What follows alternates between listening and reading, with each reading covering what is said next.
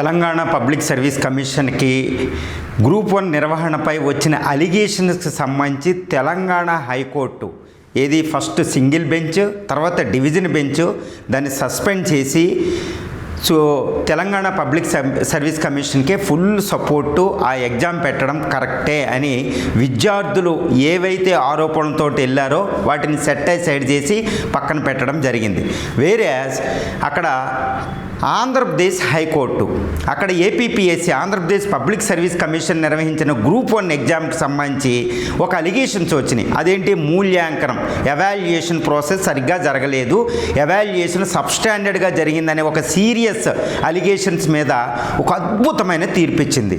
అందువల్ల ఈరోజు మనం Telangana public service commission, APPSC, Telangana high court, AP high court వీటి మీద ఒక వైరుధ్యం అనేది ఒకటి కనపడుతుంది, ఒక కాంట్రాస్ట్ అనేది కనపడుతుంది అనమాట.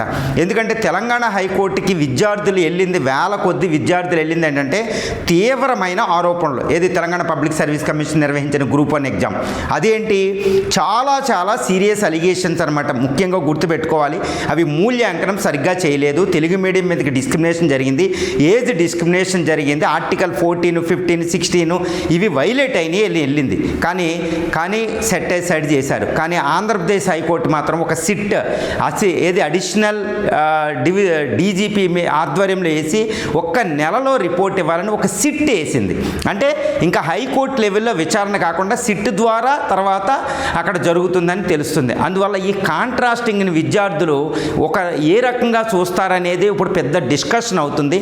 ఆంధ్రప్రదేశ్ కాంపిటేటివ్ ప్రిపేర్ అయ్యి గ్రూప్ 1 ప్రిపేర్ అయ్యే యాస్పిరెంట్స్ మధ్యలో తెలంగాణ యాస్పిరెంట్స్కి ఎందుకు ఈ వైరుధ్యం వచ్చింది? అందుకని తెలంగాణ విద్యార్థులు ఇప్పుడు చాలా సీరియస్గా మా వాదన గెలుస్తుంది తప్పకుండా అని సుప్రీంకోర్టు వైపు చూస్తున్నారు. ఎట్టి పరిస్థితుల్లో వీళ్ళు సుప్రీంకోర్టుకు వెళుతున్నారు, సుప్రీంకోర్టులో ఫైల్ చేస్తున్నారు.